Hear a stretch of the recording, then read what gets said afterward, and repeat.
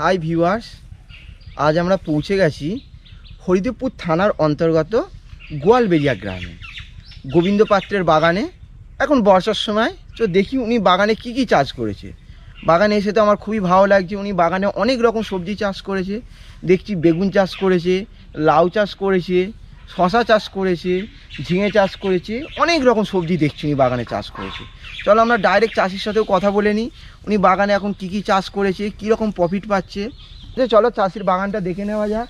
উনি 2-3 কাঠা জায়গায় পলিমার্চিং পদ্ধতিতে বেগুন চাষ করেছে। উনি বাগানেও চাষি আসে, এখন চাষির সাথে কথা বলে নেওয়া যাবে। উনি এখানে বেগুন চাষ দেখে খুবই ভালো লাগছে যে পলিমার্চিং পদ্ধতিতে খাস কলকাতার ভেতরে যে বেগুন চাষ করেছে।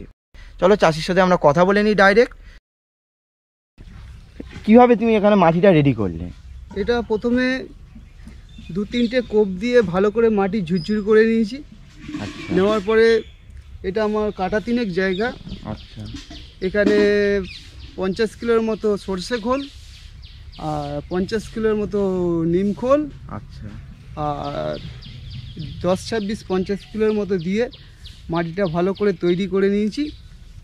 এরপরে বেড তৈরি করে নিয়ে পলিমার্জিন পেপার দিয়ে সেই মাটিটা ঢাকা দিয়ে তারপর পজিশন মতো মানে নির্দিষ্ট একটা দূরত্ব প্যাকেট কেটে আমি আচ্ছা বেগুন চারা বসিয়েছি।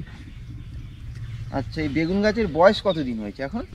বেগুন গাছ ওই 2.5 মাসের মতো বয়স হবে। আচ্ছা, এখানে কি বেগুন তোলা আরম্ভ করে দিয়েছো? হ্যাঁ, সবে শুরু হয়েছে বেগুন তোলা। আচ্ছা, দেখে খুবই ভালো লাগছে। গাছে বেগুন ধরে আছে, কিছু বেগুন বড় হয়ে গেছে। মানে এই পলিমার্চিং তুমি কি এবছর ফার্স্ট টাইম চাষ করলে? হ্যাঁ, এবছর ফার্স্ট টাইম করেছি, দেখছি ভালোই হয়েছে অন্য বছরের তুলনায়। এবছর গাছ দেখছি খুব ভালো, সে ঘাস আবাদ কিছু হয় না, পরিষ্কার পরিচ্ছন্ন থাকে। দেখেই বোঝা যাচ্ছে যে গাছের গোড়া পুরো পরিষ্কার হয়ে আছে, পুরো একদম গাছ সুন্দর লাগছে দেখে। বাগানটা দেখে খুব সুন্দর লাগছে। বেগুন গাছের বয়স তো বেশি হয়নি, দেখে বোঝা যাচ্ছে বেগুন তুলছে। মানে এখান থেকে তুমি এখন কতটা করে বেগুন পাচ্ছ? এখন সপ্তাহে 25-30 কিলো করে পাচ্ছি। সবে শুরু হয়েছে, এরপরে আশা করছি দিনে 10 কিলো করে বেগুন তুলতে পারবো। আচ্ছা, তুমি এই বেগুন এখন কত করে কেজি বিক্রি করছো? এখন এই বেগুন 80 টাকা কিলো বিক্রি হয়। তুমি ডাইরেক্ট বিক্রি করো বলে দাম বেশি পাও। বেশি। মানে বেগুন গাছ দেখে ভালো লাগছে খুব। মানে এই গাছ কতদিন থাকবে তাও এখানে? এই বেগুন গাছ 8-9 মাস তো ফল দেবে। বর্ষার সময় বেগুনেরও খুবই প্রফিট পাওয়া যায়, এই সময় বেগুনেরও দাম হয়। দেখা যাচ্ছে ইনি পলিমার্চিং পদ্ধতিতে চাষ করেছে, তো সহজে গাছের গোড়ায় জল বসে যে মারা যাওয়ার সম্ভাবনা সেটাও থাকে না। সে নাকি সার বিষও খুব কম দিতে ইউজ করতে হয়। চাষির সাথে কথা বলে যেটা বুঝলাম, তো চাষির সাথে কথা বলে নি উনি অন্য চাষিকে কি বলে। এই পদ্ধতিতে চাষ করলে বারবার যে সার দেওয়ার ব্যাপারটা থাকে ওটা লাগে না। ঘাসেতে সারটা খেতে পারে না, সম্পূর্ণ বেগুন গাছে সারটা খায়। আচ্ছা, ওই জন্যে অনেক দিন এই সারটা চলে। আচ্ছা, আর এই পদ্ধতিতে ঘাসপালা হয় না, জল অল্পতে হয়ে যায়, এতে খুব সুবিধা।